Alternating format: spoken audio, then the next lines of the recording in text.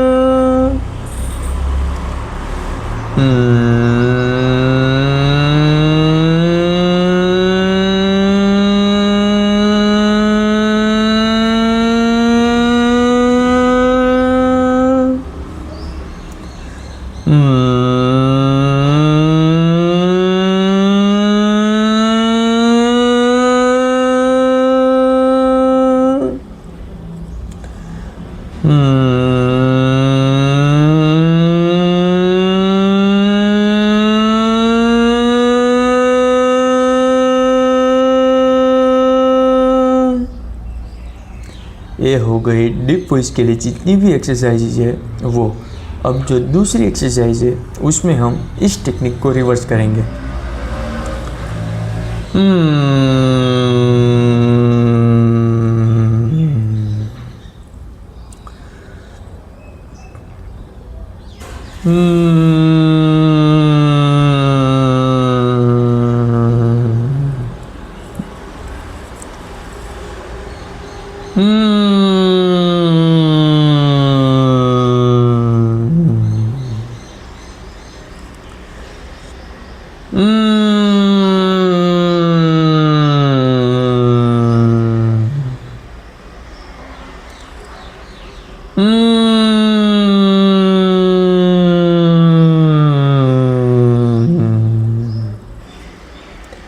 अब जो तीसरी एक्सरसाइज है उसमें हम करेंगे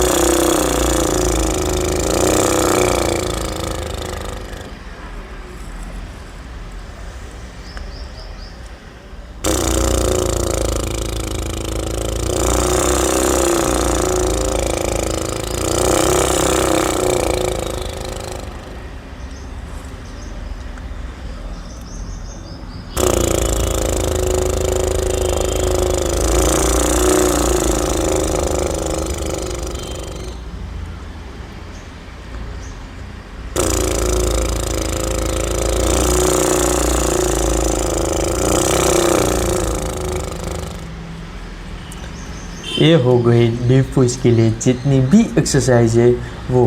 अब हम करेंगे वर्ड ऑफ आर्टिकुलेशन के लिए जितनी भी एक्सरसाइजेज है वो। हालांकि उसके लिए हमें एक पेन या पेंसिल की ज़रूरत पड़ेगी, जिसे हम अपने दोनों दांतों के बीच में रखेंगे और फिर हम जिस भी लैंग्वेज में ज़्यादा कंफर्टेबल है उस लैंग्वेज में एक पैराग्राफ को रीड करेंगे। जैसे कि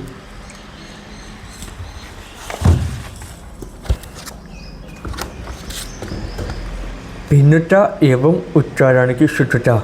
जिस तरह भाषण पेश करने के कई अंदाज होते हैं, उसी तरह शब्द चुनने के भी कई तरीके होते हैं। आमतौर पर उच्चारण, स्वघात और संधि योजन को एक दूसरे का पर्यायवाची माना जाता है, लेकिन सही उच्चारण में 3 भिन्न प्रक्रियाएं शामिल होती है।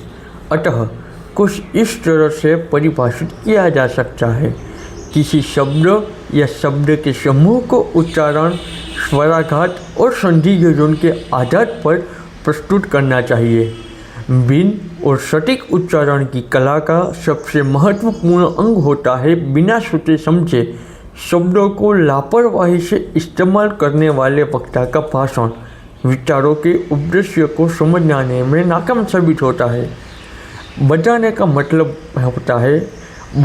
मतलब होता है भाव की स्पष्टता, और भाव शब्द के सही चयन या शब्दों की कमी के साथ स्पष्ट रूप से कैसे व्यक्त किया जा सकता है। अस्पष्ट उच्चारण की वजह या तो शारीरिक विकलांगता होती है या फिर गलत उच्चारण की आदत।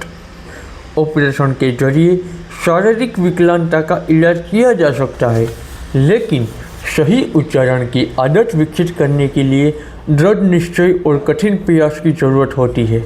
व्यक्ति की इच्छा शक्ति से बड़ा कुछ नहीं होता।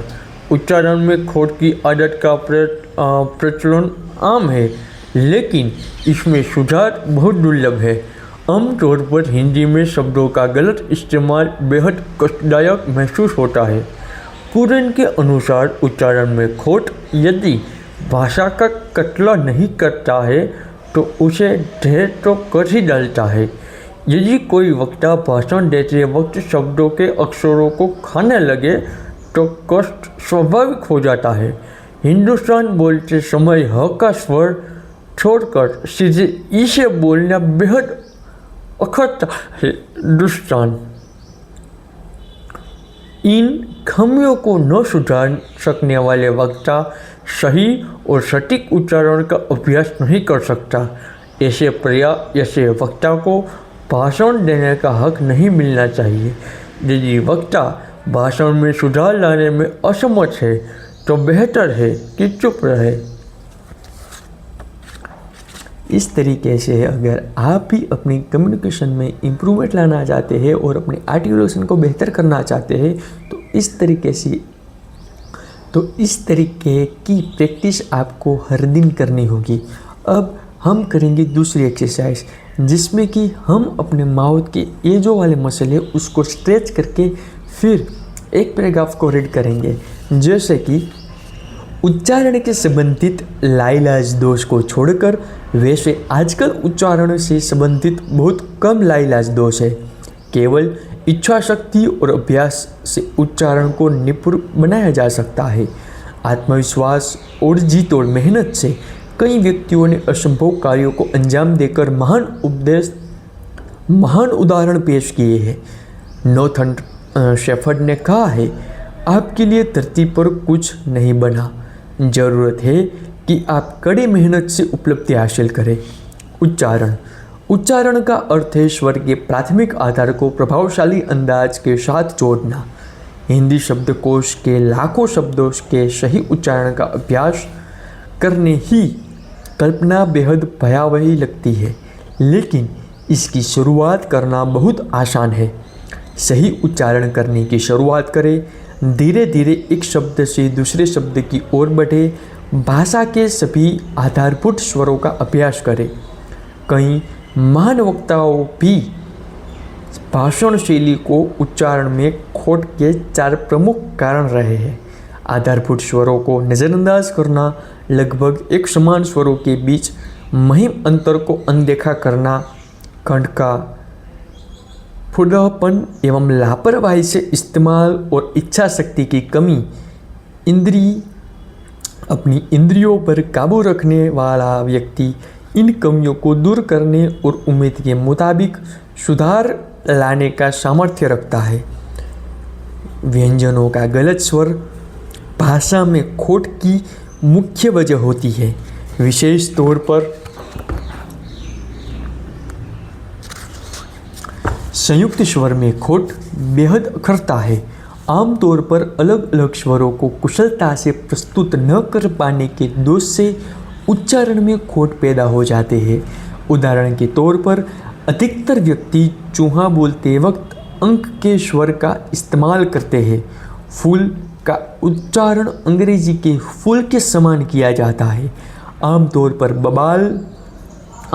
पर बवाल की जगह बबाल बोला जाता है।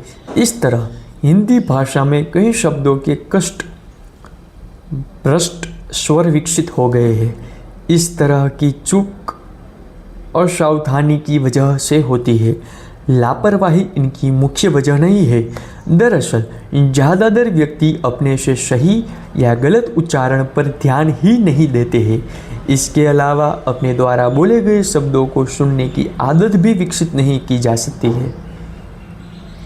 इसके अलावा अपने द्वारा बोले गए शब्दों को सुनने की आदत भी विकसित नहीं की जाती है। इसी तरह अगर आप भी अपनी कम्युनिकेशन में इम्प्रूवमेंट लाना चाहते हैं तो इस तरीके की डेली प्रैक्टिस आपको अपने घर में करनी पड़ेगी।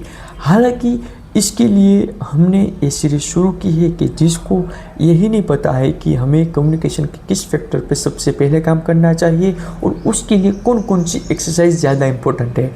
तो इस सीरीज़ में हम सिर्फ और सिर्फ इतना बताना चाहते हैं कि हमारे पास जितनी भी नॉलेज है उसको और बढ़ाने की बजाय हमारे पास जितनी नॉलेज है उसको एग्जीक्यूट करना सीखें। हालांकि अभी मेरे पास कम्युनिकेशन के ऊपर एक्सरसाइज और नॉलेज उतनी ज़्यादा खास नहीं है, लेकिन अभी के टाइम पे मेरी जितनी नॉलेज है और मेरा जितना एक्सपीरियंस है उन सभी को थोड़ा अलग वे में ट्राई करने की कोशिश कर रहा हूँ ताकि आपको भी पता चले कि ज़्यादा इन्फॉर्मेशन होना बड़ी बात नहीं है, लेकिन उस इन्फॉर्मेशन को अच्छी तरीके से एग्जीक्यूट करना एक सबसे बड़ी बात होती है। तो इस सीरीज़ के ज़रिए मैं सिर्फ यही बताना चाहता हूँ कि आपके पास जितनी भी नॉलेज है उसको सिर्फ एग्जीक्यूट करो। कैसे करेंगे, आगे क्या करेंगे, आगे कौन कौन सी एक्सरसाइज करेंगे उसके बारे में मत सोचो। सिर्फ और सिर्फ अभी आपके पास कितनी नॉलेज है उसको आप कैसे अपने डेली लाइफ में जोड़ सकते हो और अपनी अभी की कम्युनिकेशन को कैसे इम्प्रूव कर सकते हो उसी पे ही फोकस कीजिए। तब तक के लिए मिलते हैं अगली वीडियो में। जय हिंद, वंदे मातरम।